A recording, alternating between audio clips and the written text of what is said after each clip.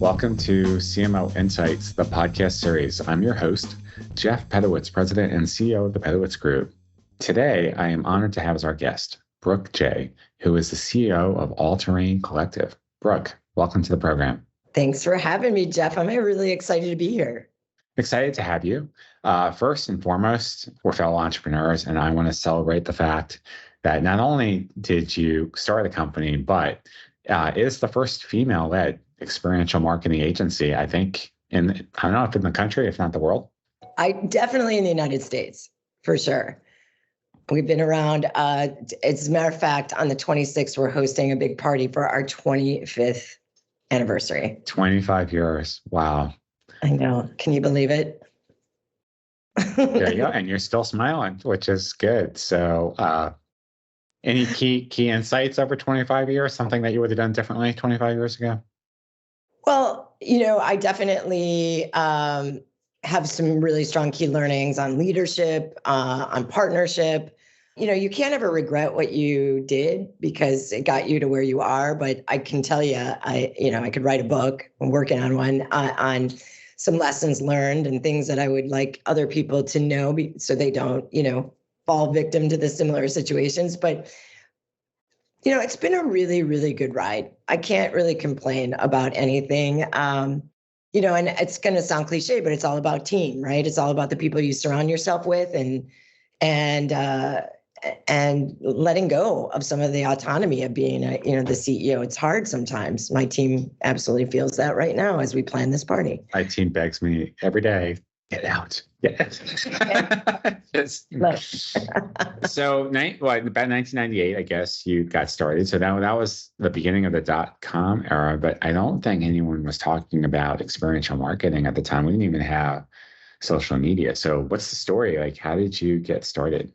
Yeah, it was very accidental. I went to school to study international trade and finance. I came out, worked at Smith Barney, and immediately understood that it was not the right place for me. And my aunt was opening up a hotel in Miami, and I wound up going down and living with her for a bit. And I quite accidentally got into the production world, more in film, TV, but there was some events and experiential, not that was a word yet, as to your point. And it was an industry that I immediately fell in love with. You needed both your left brain and your right brain. And I wound up working for a company that produced all the music and entertainment at the Olympics in '96 in Atlanta. And it was the first time I ever saw a real brand activation that I understood what it was. Champion had a 20 by 20 booth across from our production trailer. We were producing all the music and entertainment for the athletes. Long story short, they did this very smart activation where, they had T-shirts from all the participating countries, flags on them, a co-branded logo with Champion in the Olympics. And above the booth, it said, if you want to take one, you have to give one. And very quickly, we watched this social experiment go down as people would walk up to the booth, look at a total stranger, sign a shirt, exchange it. And we really started talking, the woman that became my partner originally, about how these were going to become part of their social currency, their storytelling, how this brand was making this indelible impact on these people. And there were people of all socioeconomic backgrounds. So it was really fascinating. And we basically quit our jobs very soon after that to develop this practice, which was about showing up in consumers' life in stride, providing value, and building this kind of long tail relationship. That's awesome. Yeah. So long story. Whether it's T-shirt exchange or I'm sure you've built hundreds of experiences over the years, how do you measure that? Like, how do you know it was successful? What's the ROI on a good experiential campaign? Yeah.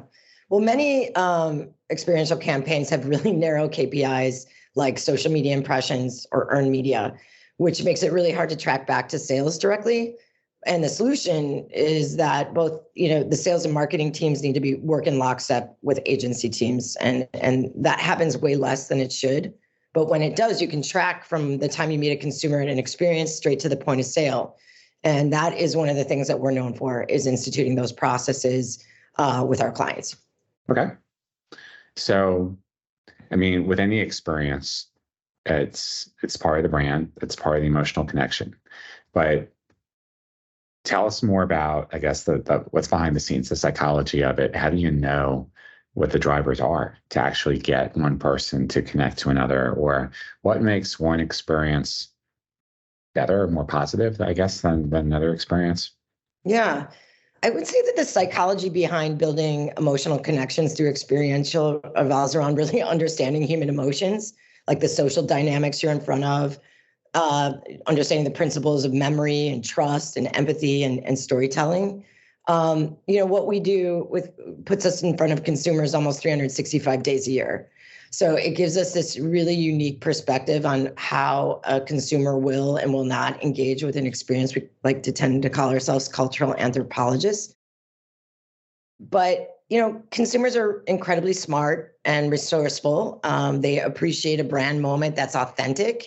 Like I expressed to you about the champion thing that shows stride with them, provides a value without asking too much of them.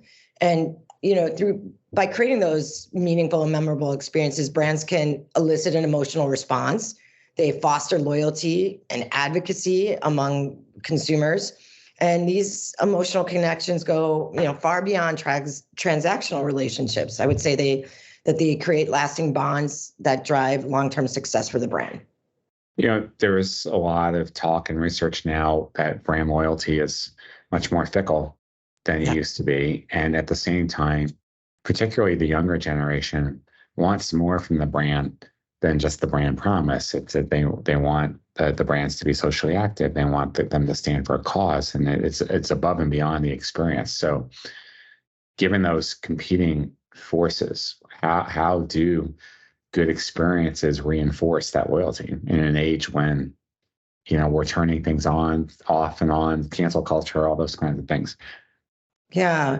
I mean, you really do have to understand who you're talking to, understand what swim lane, you're in, and pick the right places to do your storytelling, because experiential marketing and like a lot of marketing, it's about creating a two-way interaction that allows the customers to immerse themselves in the brand experience and connect on a deeper level. So, when done right, I would say XM turns we call it XM for short, sorry, experiential marketing turns customers into promoters. It drives word of mouth marketing.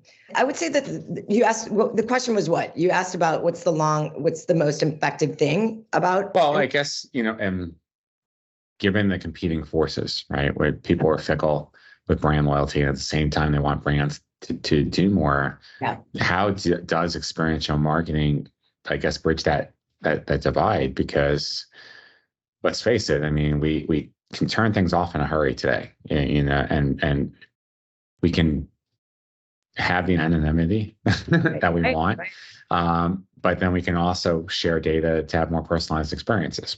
Right. Well, I think to your point, there's a lot of value-driven, and I don't mean value and price, I mean values-driven priorities right now. I think COVID had a massive impact on that.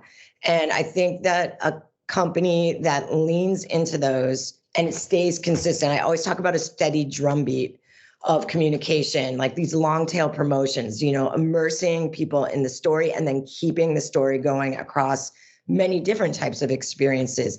That gives the consumer an opportunity to really get to know the brand.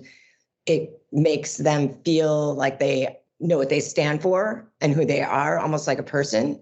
And, I think that a lot of brands chase the thing of fashion in the moment without really understanding how that dilutes the bigger picture of who they are.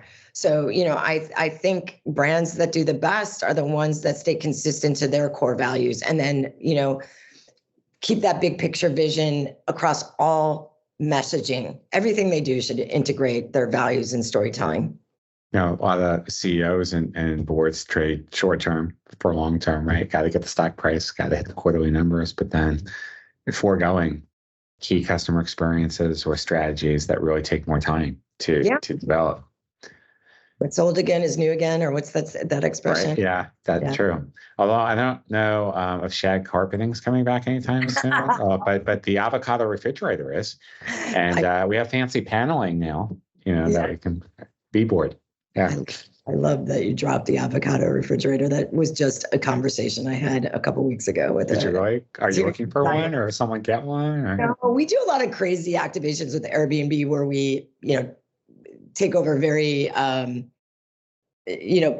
places like the Goodyear blimp or the Oscar Mayer Wienermobile or something and turn them into short-term rentals for a PR stunt. And we were working on a project and somebody was looking for an avocado fridge for that specific design detail. And I thought it was so funny because they were going back to, 1970s. And then somebody very pointedly said, oh no, here's a new line that's coming out in these colors. So very, very pertinent to current conversations. Well, I mean, that goes to the adage, what's old is new again. So one thing that you've done over the years is you've developed a model that has been really effective in helping companies figure out how to put their experiences in. I think you call it a hybrid collective. Interesting name. What is it? What does it do? I know. I appreciate that. I think Riley and I believe we've coined this phrase and we're going to, but, it's more about how the hybrid collective model is about how we run All Terrain. So, after 19 years, we had ran just like a big agency. We had a lot of people in a lot of different offices. But after those 19 years and one major business divorce, I wound up taking sole ownership of All Terrain. And at that time, this is right around 2017, 2018, I was questioning whether the big agency model would survive. We were already seeing this era of digital immediacy and democratized creativity. And I was wondering if that would make it more difficult to be able to attract top talent that needed more autonomy and balance, which is kind of like a foreshadowing, right? So I have a very disruptive personality, and I took that passion inward, and I wound up recalibrating and restructuring All Terrain for what I thought was the future. It wound up being a gift because, who knew a pandemic was coming? But in 2018, All Terrain Collective was born. And inside the collective, we were using a very unique hub and spoke model to curate project-specific teams of senior talent, subject matter experts, member agencies. And we operated as a collective for a bit, but as the company retooled, like about a couple of years later, I would say within the first 3 years, due to our growth and needing to maintain the pace and the consistency of the work, we began operating under another model, which is what we're calling the hybrid collective model, which basically combines elements of both of a traditional agency and a collective agency model. So while we still have this incredibly diverse talent pool, we collaborate with each other, bringing their unique skills to the table. We, more like a traditional agency, now maintain a centralized coordination and management structure. So all the full-time people act as the point of contact for the clients. They oversee the projects and ensure seamless communication among the team members. What I love about it is the flexibility and the ability to scale quickly. It allows us to adapt to a lot of various different types of clients and project requirements.